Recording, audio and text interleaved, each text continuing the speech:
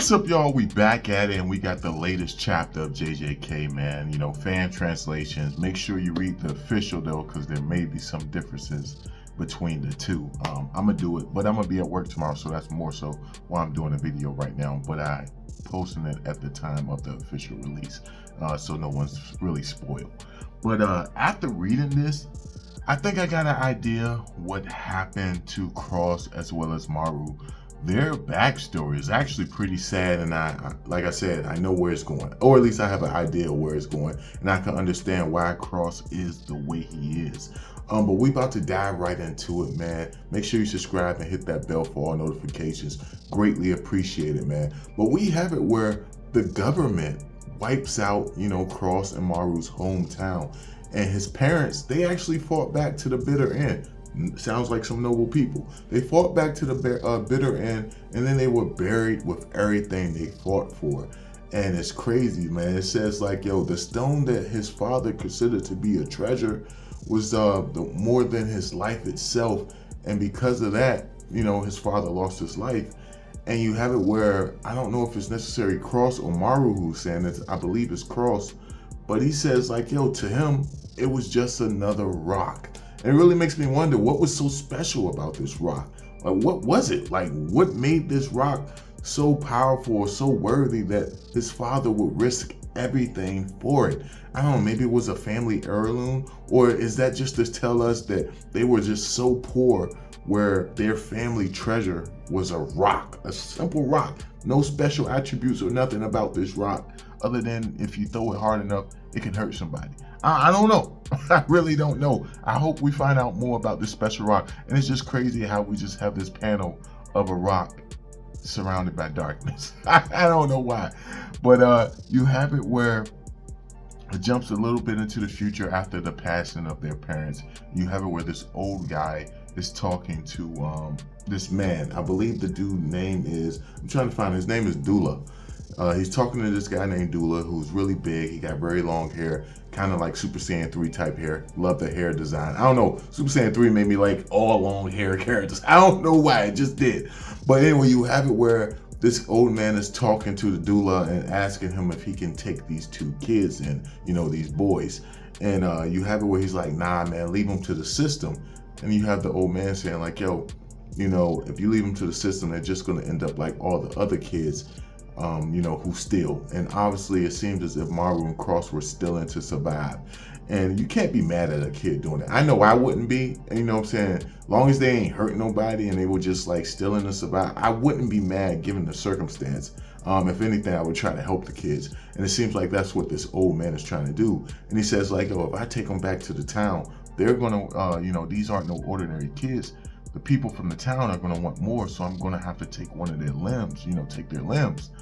And I'm like, man, people can be ruthless. Like, it'd be one thing if a kid was just, was rich and was just stealing just to be stealing. But if these kids are stealing to survive, and you're going to think like, man, these aren't ordinary kids, we going to have to take their limbs. That's insane to me. That's very insane. But you got it where, this Dula guy says like, fine, I'll handle it.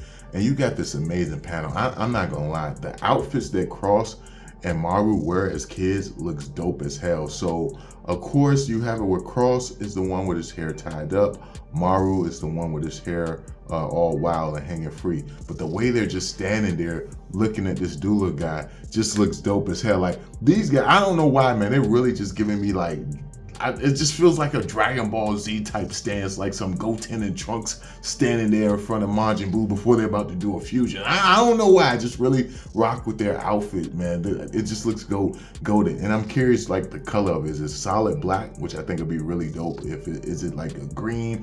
I don't know. You know what? The outfits kind of look like a Soifon outfit from Bleach, if you guys remember that character. But you have it where Dula's looking at him like, I'm seeing doubles. They're twins. Of course, the old man's like, I said kids, remember? Meaning more than one. And within a blink of an eye, you have it where Maru disappears, which shows us in the past, Maru was more so the aggressive one, as opposed to, Cross, who seems to be observant, unless that's just how they strike people together, and they use one person to draw out an opening in their opponent, because that could very well be the case. But you have it where Maru is attacking this Dula guy right off the bat. Of course, Dula is blocking all of his attacks with one hand. Like I said in the spoiler video, it does kind of look very similar to how Goku was when he was blocking Trunks' sword slashes with one finger, except this guy's using his whole hand. And while Dula is distracted blocking all of the attacks of Maru, you have it where Cross grabs some type of stick and tries to sneak him from behind and smack him, which is kind of a cowardly thing to do, but given their age and how big this guy is, I give him a pass at it. But you have it where this Dula guy grabs Maru and swings him to Cross, swinging both of them into the wall, kind of having them dizzy and seeing stars. And you got it where this man is like, yo, you know, both of you guys are very energetic. Nice. I'll put you guys to work. You could help me build this canal. And you have it where, of course, Cross and Maru, they're helping this man build this canal day in and day out, you know, across a long distance, because they want to pretty much create a trading, you know, between two different races. They want to build this, like, you know, river, and people could trade. And I mean, we see it in these days, you know, we do it as well. And so that's what they're trying to do.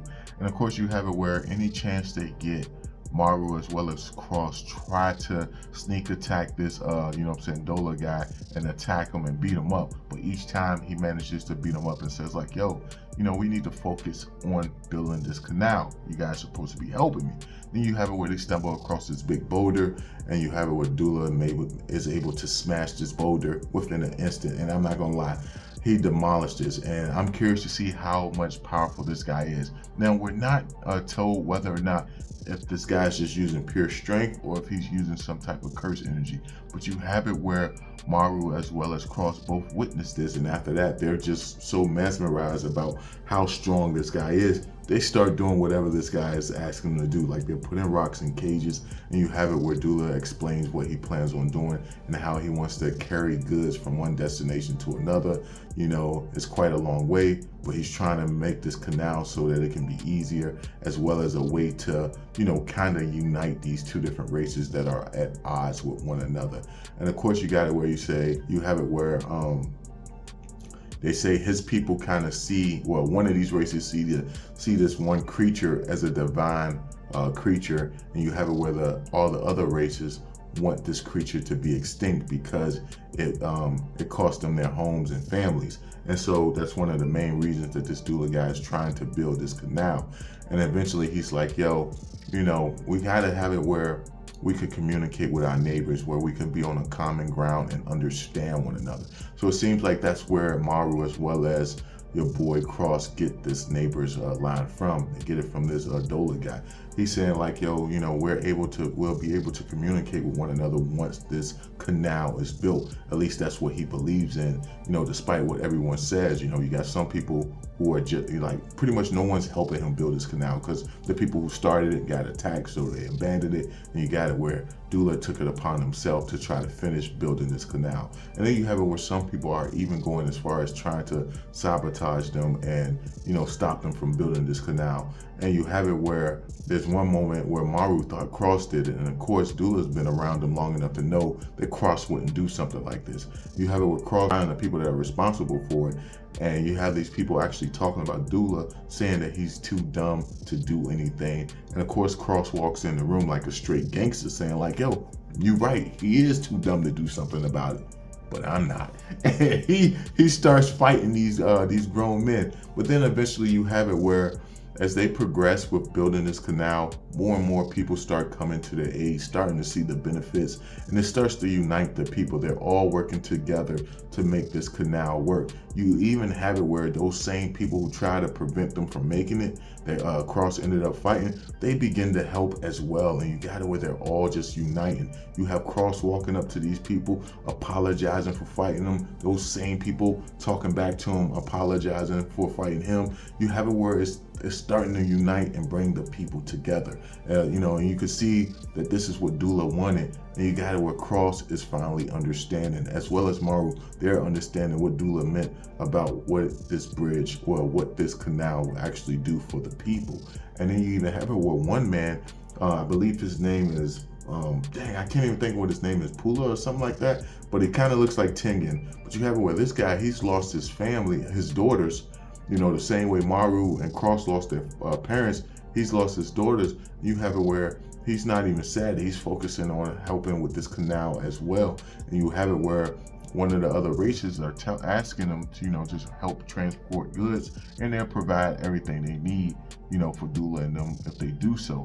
And in the midst of doing all that, you have it where the daughters were devoured of one of the other races. And that's pretty much all we get at the end of this chapter. And it says doom looms over, you know what I'm saying, over the people once again. And I imagine it's going to be a situation where, you know, this Dula guy, he's going to get taken out, and it's going to cause Cross to become the person he is today, where he doesn't really believe that, you know, the people, and that he doesn't really believe he can trust other people such as the humans.